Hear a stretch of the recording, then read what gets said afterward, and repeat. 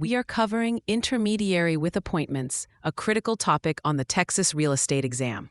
This situation arises when one brokerage firm represents both the buyer and the seller in the same transaction. To manage this potential conflict of interest, Texas law allows a broker to act as an intermediary and appoint different sponsored agents to each party. This requires the written consent of both the buyer and the seller, a point the exam loves to test. For example, imagine brokerage A has a listing agreement with seller Sam and a buyer representation agreement with buyer Betty. Betty wants to buy Sam's house. The broker for brokerage A can become an intermediary and appoint agent 1 to exclusively work with Sam and agent 2 to exclusively work with Betty. The broker must provide written notice of these appointments to both Sam and Betty.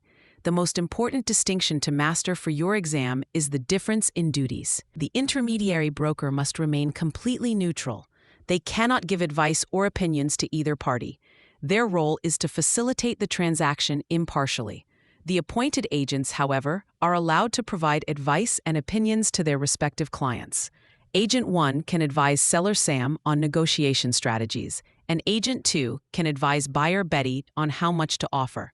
This is the entire purpose of making appointments. A common exam trap is a question where the intermediary broker provides advice. This is prohibited.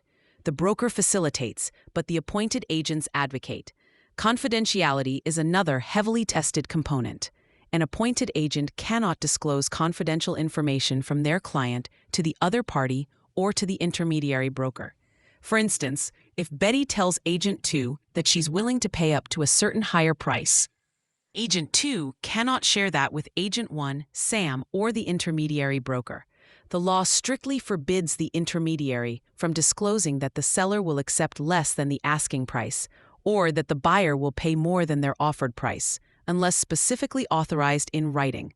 A simple way to remember the roles is with this phrase: appointees advise, the broker is a bridge. This mental shortcut helps you remember that only the appointed agents can give advice, while the broker acts as a neutral bridge connecting the two parties without taking a side. The exam will present scenarios to confuse you on this point. Always check who is giving the advice. If it's the intermediary broker, it's a violation. If it's an appointed agent giving advice to their specific client, it is correct practice. Remember, this entire structure is only possible if the broker has at least 2 agents to appoint. A solo broker with only one other agent cannot use intermediary with appointments. For free practice questions, AI-powered explanations, and more exam prep tools, visit openexamprep.com. That's openexamprep, all one word, .com.